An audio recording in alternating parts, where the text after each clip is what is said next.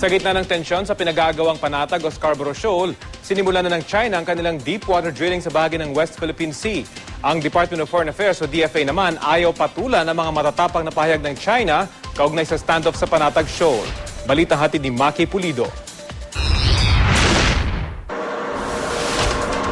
Sinimulan ng operasyon ng kauna-unahang deep water drilling rig ng China sa West Philippine Sea. Unang naghukay ang drill sa dagat na may layong 320 kilometers sa timog silangan ng Hong Kong. Yan ang CNOOC 981 na hawak ng China National Offshore Oil Corporation. Malaki ang interes ng China sa lugar lalo't ayon sa mga pag-aaral. May itinatago itong hanggang 30 billion na tonelada ng langis at tinatayang 16 trillion cubic meters na natural gas. Sabi ng China, pinapalala ng Pilipinas ang tensyon dahil ayaw umalis ng Philippine Coast Guard sa Panatag Shoal na kanilang teritoryo. Ayaw pumatol ng ating Department of Foreign Affairs. Basta raw ang malinaw, teritoryo natin ang Panatag Shoal na 124 nautical miles lang ang layo mula Zambales, gayong 472 nautical miles naman ang layo nito mula China.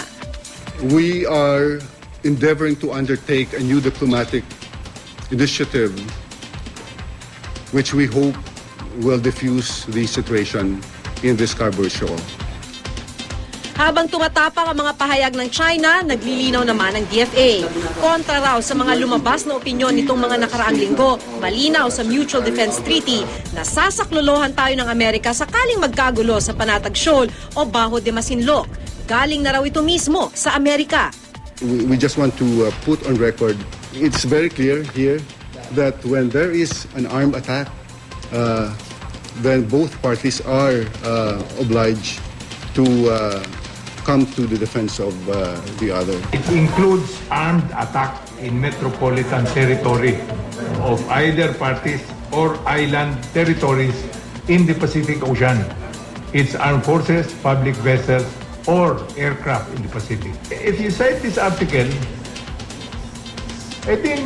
kailangan tumulong sila. Wala rin daw official report na natatanggap ang Defense Department na hinaharang ng mga Chinese government fishing vessels ang mga mangingisdang Pinoy sa Panatag Shoal.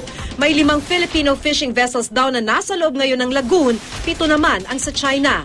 4 pa rin ang Chinese government vessels, 2 naman sa panig ng Pilipinas. Maki Pulido, GMA News.